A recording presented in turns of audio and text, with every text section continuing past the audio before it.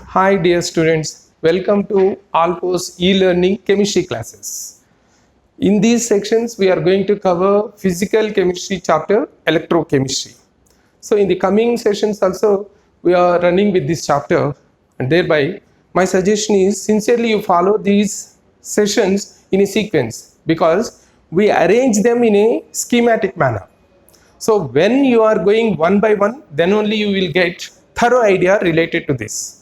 And it is one of the important chapter in terms of competitive exams, and it requires much logic and you can enjoy the subject.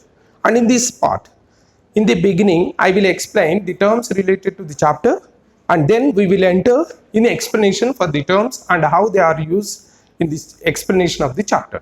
Okay, let us start the chapter. Electrochemistry. The name itself, electrochemistry, the name itself includes electricity and chemistry part. Here, chemistry is related to chemical reactions. You remember, it is related to chemical reactions. So, when we are going through this chapter, first, let us consider the parts that present in electrochemistry chapter. And here, actually, it is of including two parts. The first part is nothing but the electrical energy is converting into chemical energy. And next part is chemical energy is converting into electrical energy. These are the two parts that present in this chapter. And when we are discussing about these two parts, here, first of all, what you have to remember is chemical energy. It is not in the energy form. Electrical energy is, electricity is the energy form. But here chemical energy is not in energy form. It means here chemical reactions. Here also when chemical energy, it is also chemical reaction. And now, so many chemical reactions are there, we know. But of them, in electrochemistry, what we require, which type of chemical reactions we require is nothing but redox reactions. You remember. I think you may recollect the redox reactions from the first year chapter stoichiometry. Is it not? And meanwhile, for your convenience sake, let me give the highlighted points related to these redox reactions. Redox reaction is nothing but combination of reduction and oxidation. And we are having different definitions for these two. Reduction and oxidation, these two include so many definitions. But of them, in this chapter, what we are frequently using is nothing but, in case of reduction, it is nothing but gain of electrons. That definition we are going to use for this purpose. And oxidation, it is nothing but loss of electrons. I think now you recollect these two. Here again I am repeating, reduction is nothing but gain of electrons and oxidation is nothing but loss of electrons. These two definitions we are going to use frequently for this electrochemistry. Clear? And now when we are entering into this chapter, we should know the terms related to this chapter. They are nothing but conductors, and then electrodes. These two are useful for us. First, let me give clarity on this conductor. As you know from physics, conductors are nothing but we are classifying them into three kinds: conductors, non-conductors, semiconductors. But here in electrochemistry, depending on the chemical species that involve in conductance, these conductors are classified into two kinds. One is electronic conductors, where the conductance is because of migration of electrons. And the second one is electrolytic conductors. Here the conductance is because of migration of ions. So depending on these chemical species which are responsible for conductance, this is the classification.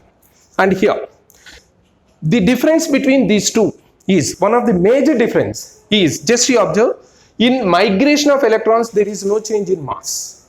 No change in mass, because already we know electron mass is negligible. And whereas in case of electrolytic conductors, where migration of ions are responsible for conductance, there is change in mass of the substances. So that mass changes we have to study in this chapter. Is it not? And now let us consider these electrolytic conductors, again classified depending on the conducting capacity, and how they are classified and how to identify the type of electrolyte. Let us discuss. Here, electrolytic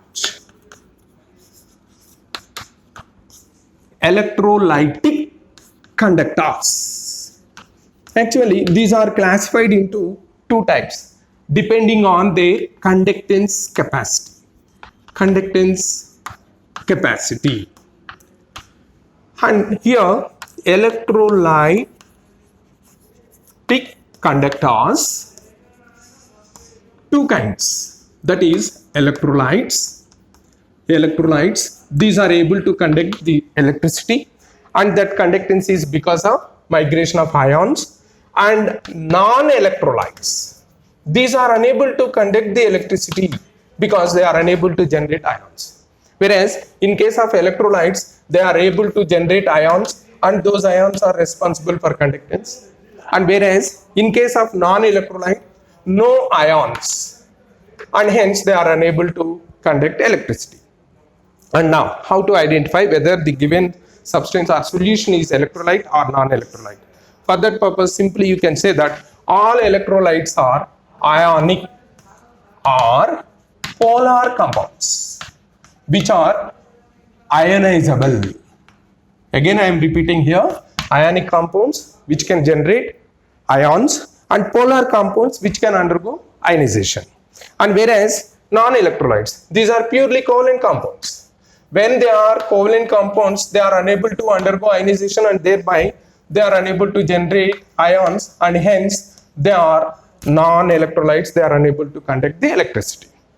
Clear? And now, related to these electrolytes, again they are classified into two kinds. One is nothing but strong electrolytes, and the other one is weak electrolytes. And actually our competitive examination questioning starts from this, how to identify whether the given is strong or weak electrolytes. And how to identify, just it is nothing but the strong and weak electrolyte classification just depends on the degree of dissociation. All those already we know from first year ionic equilibrium, those compounds which are undergoing 100% ionization are strong, and which are undergoing less than 100% ionization are weak. In the same scenario, here also strong electrolytes are those which undergo 100% ionization or 100% dissociation, and whereas weak electrolytes which undergo less than 100% dissociation. Just let us go, what are the examples for strong electrolytes? These are nothing but pure ionic compounds.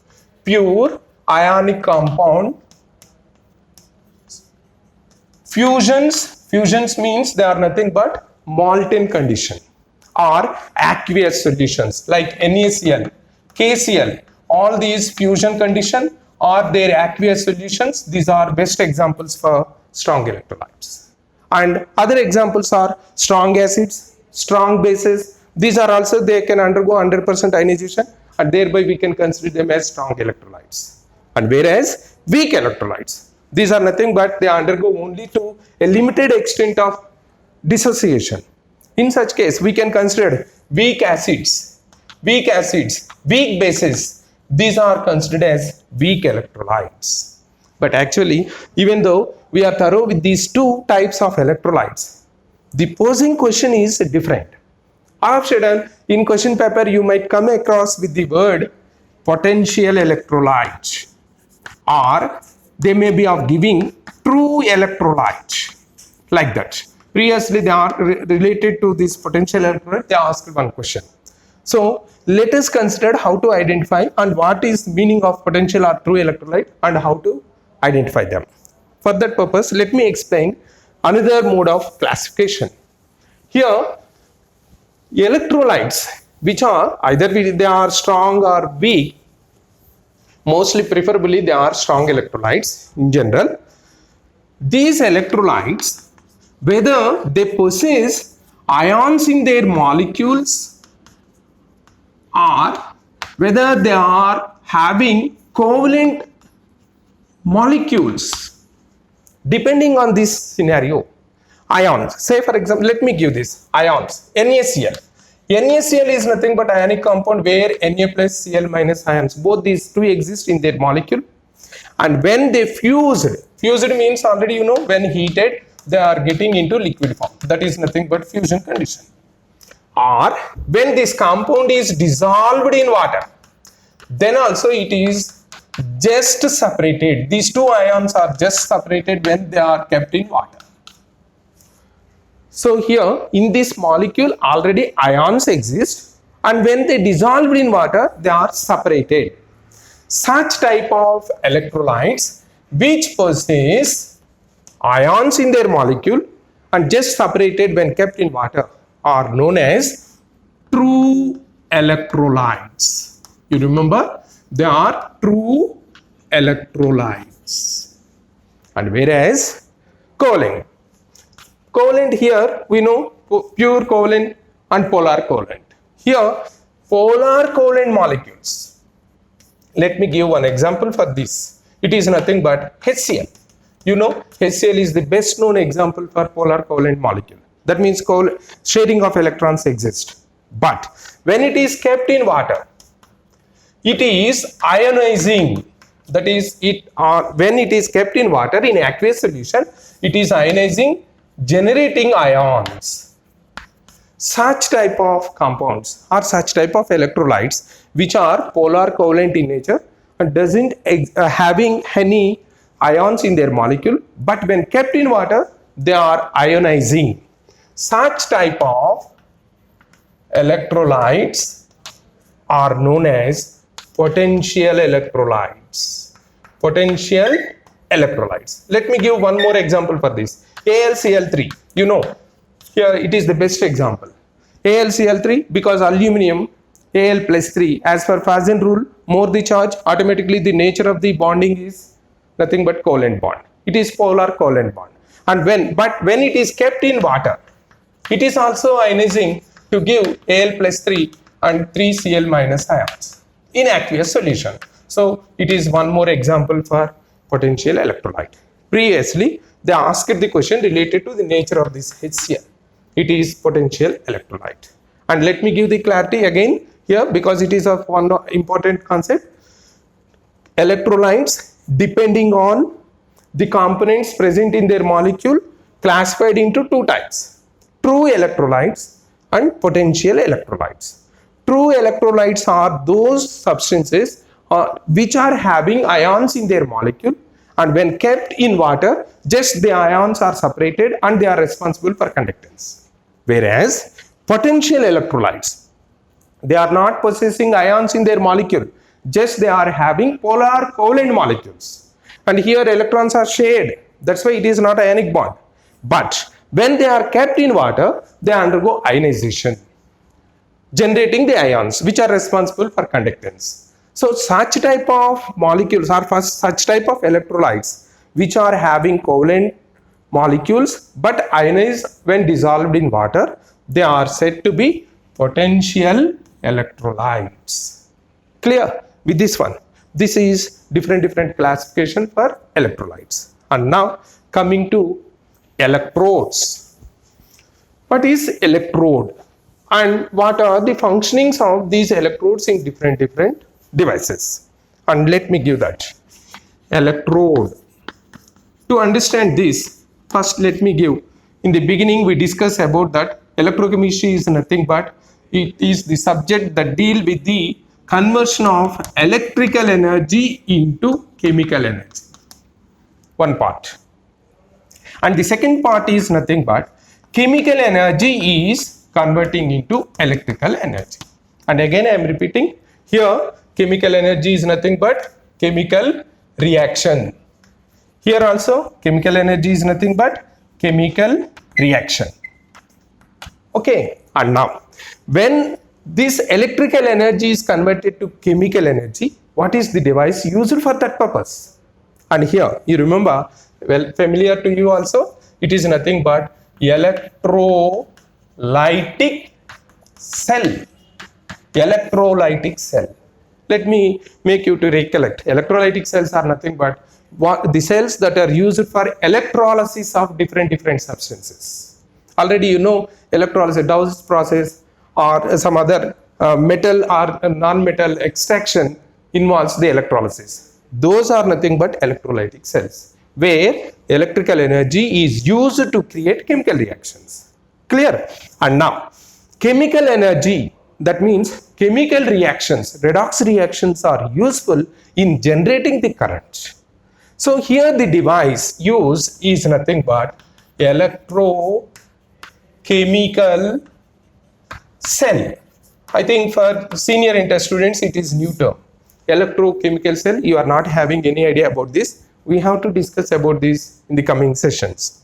Okay, now the two devices, you remember, don't get any confusion. Electrolytic cell, where electrical energy is converted into chemical energy, nothing but chemical reactions, is electrolytic cell. And the other one is chemical energy is converted into electrical energy, that is chemical reactions are useful in generating the current. This device is electrochemical cell. Clear? And now here how we can pass the current into the substances to create the chemical reaction. Similarly, how we can get the current from the chemical reactions. Here again I am repeating, electrical energy has to be passed into substances to create the chemical reaction, and how we can pass that current. Next, in this device, chemical reactions are used to generate current. And now that generated current, how we are getting that generated current? Through what? That media which is useful in passing the current into substances or in getting the current from the chemical reactions are nothing but electrodes.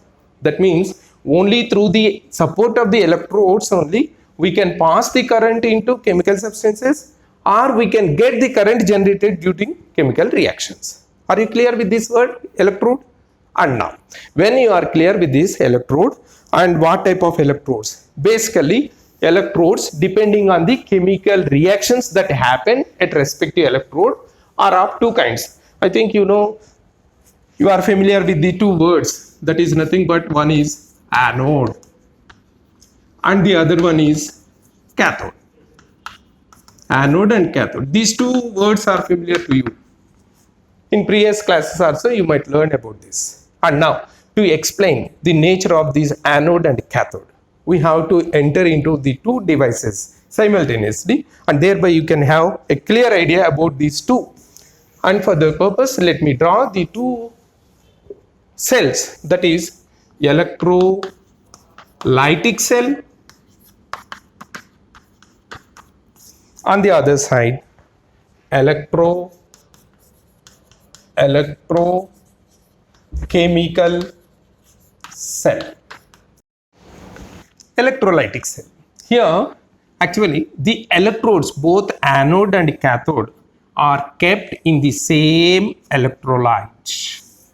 This is in electrolytic cell, both anode and cathode are kept in the same electrolyte. Let us consider for easy understanding. Let us take fused NaCl, electrolysis of fused NaCl.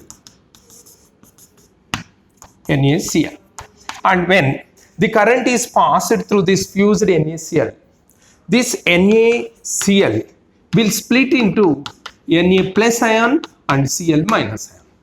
I think you know this is cation and it is anion. And now related to this migration, these ions, you know, ions will migrate towards opposite charged electrodes. Here the anode Anode is the electrode that attracts anion. Here anion is chloride, and thereby this chloride, by releasing the electrons here, will be discharged releasing chlorine at anode. At anode, chlorine anion will be attracted towards anode, and here by releasing the electron it is discharged releasing chlorine. And cathode. Cathode is the electrode where cation by taking the electron will be discharged. Here it is sodium by taking the electron. First of all, you remember in coming days you will learn, but actually here in regular practice, when 2 electrons released at anode, the 2 electrons should be used at cathode. You remember, it is fundamental case. Clear? And now 2 sodium by taking 2 electrons will be discharged at cathode. Clear? This is anode that attracts anion, and it is cathode that attracts cation. And now coming to this electrochemical cell. Unlike that of this electrolytic cell, here the 2 electrodes are separately present. That is, both anode and cathode are present separately. Here one anode and cathodes. And for this purpose, let me take one best example, that is nothing but Daniell cell. Daniell cell, where we are using zinc electrode and copper electrode. Here the electrode, zinc electrode and copper electrode, these are the 2 separate electrodes. Clear? And now these 2 are connected through voltmeter to measure the current generated, and to complete the circuit we are using a special apparatus known as salt bridge. In coming days we are going to learn about the salt bridge, what are the components present in that salt bridge. All these details will be in coming sessions. Clear? And now when circuit is completed, automatically current will be generated. And now in this one, in this Daniell cell, what is anode, what is cathode? And for that purpose, for your convenience, let me give that here zinc is behaving as anode and copper electrode is behaving as cathode. Unlike that of electrolytic cell, we are not depending on this migration of the ions. Here there is no migration of the ions from electrolyte to electrode. Clear? And now how we can justify what is happening at zinc. In this electrochemical cell, you remember, when the 2 electrodes are separately present, just we can consider them as single electrodes because they are separately present, and these single electrodes on combination is giving electrochemical cell, and thereby these can also be, each single electrode can also be considered as half electrode. And you remember, here in this electrochemical cell, electrodes are single electrodes, or simply they are also known as half electrodes. Clear? Each one is a half electrode or each one is a single electrode.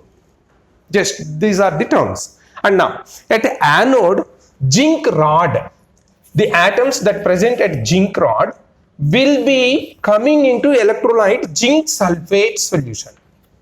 Here zinc atoms, by releasing the electrons, getting into Zn+2.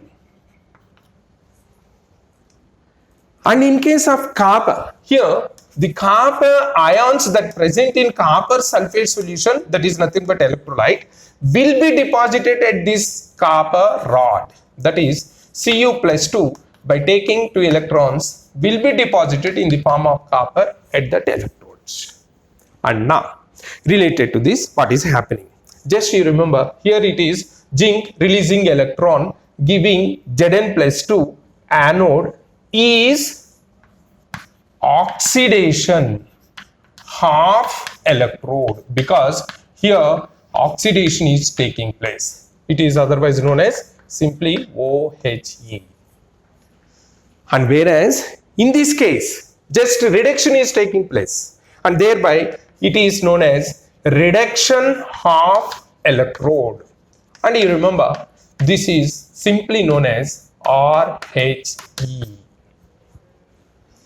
In case of electrolyte, we should not consider the electrodes into single or half electrodes. But in case of electrochemical cell, we can consider the single or half electrodes, and depending on the chemical phenomena that happens at each electrode, we can consider them as oxidation half electrode and reduction half electrode.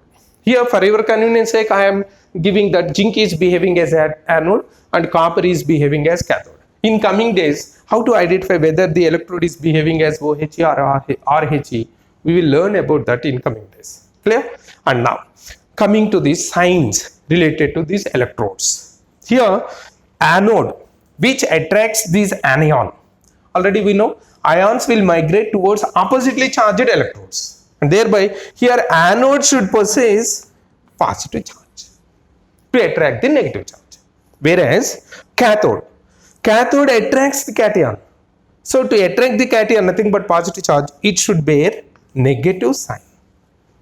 Here, and students, you observe here most of the students are confused regarding the signs of the electrodes in these two cells. That's why I am preferably explaining these two simultaneously to distinguish how to find the signs. Clear? And here again I am repeating, anode is the electrode in electrolytic cell.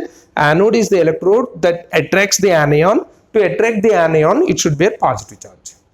And cathode is the electrode that attracts cation. To attract cation, positive charge, it should bear negative charge. Clear? And now, coming to this, here anode, even though in electrolytic cell we are giving positive charge, in this electrochemical cell, this anode is getting negative sign and cathode is getting positive sign. Now the confusion starts, because in this they are symbol or they are giving positive and negative signs for anode and cathode respectively, whereas in electrochemical cell the same electrodes are given opposite signs. And why it happens? And you remember, when it is sign is negative, in this case it is cathode, why it is there at anode? And you remember here the clear idea is we are giving the name of the electrode not because of the sign. Just you remember, again I am repeating, the name of the electrode is not because of the sign, positive or negative sign. It is only because of the chemical reaction that happens at that electrode. The chemical reaction that happens at that electrode is responsible for giving the name. And then why the signs? Signs are nothing but during that chemical reaction at that particular electrode, what charge is developing. Depending on the charge, we are giving the sign. That's all. And now let us consider in both simultaneously. Here anode, what is happening?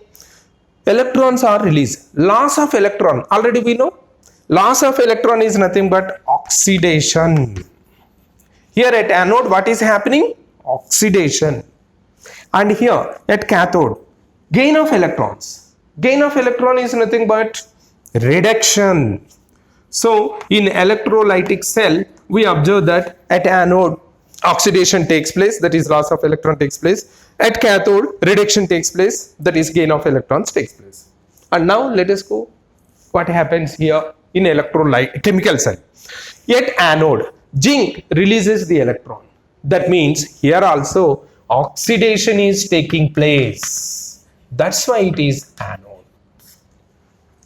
You observe here in electrolytic cell at anode, oxidation. The same oxidation is happening here. That's why it is also anode. And next, coming to this, here copper ion is getting the electrons, that is gain of electron. Hence here reduction takes place. And when reduction takes place, it is cathode. That is the name of the electrode. Again I am repeating, electrodes names are depending on the chemical reaction or chemical phenomena happened at that respective electrodes. Here the electrode where oxidation takes place, that is nothing but anode. That anode OHE, oxidation half electrode. And the electrode where reduction takes place, that is cathode. And that is in electrochemical cell, nothing but RHE. Simply. Clear? And now the signs. Here just you can observe, when the zinc atoms are releasing all the electrons to the rod and jumping into this solution in the form of Zn+2, automatically some sort of electron accumulated at this rod. That will create the negative sign, negative charge. That's why it is given with the negative sign. And in this case, when the copper ion is getting electrons or withdrawing the electrons from the copper rod, automatically some sort of electron deficiency will create positive charge on this electrode. That's why it is with positive sign. And now in this case, when the battery is connected and when one is nothing but plus and one is minus. Minus is nothing but more number of electrons. When more number of electrons present, it is ready to donate. So for that purpose, it is given negative. And when the electrons are the other side, automatically the other one will get positive. That's why it is positive. That is about the difference. This is the major difference. You remember, in both these two cells, the anode and cathode by definition are same. Anode is the electrode where oxidation takes place. Cathode is the electrode where reduction takes place. But the signs are opposite because in respective or in due course they are developing opposite charges. Clear? That is about the cells. And now in the next coming session, we are going to learn about the electrolysis. During electrolysis, that is when current is passed through different electrolytes, what is happening in that electrolyte? That phenomenon is nothing but electrolysis. And now we have to discuss the electrolysis process. Electrolysis. Now if you observe the name itself, lysis means breaking.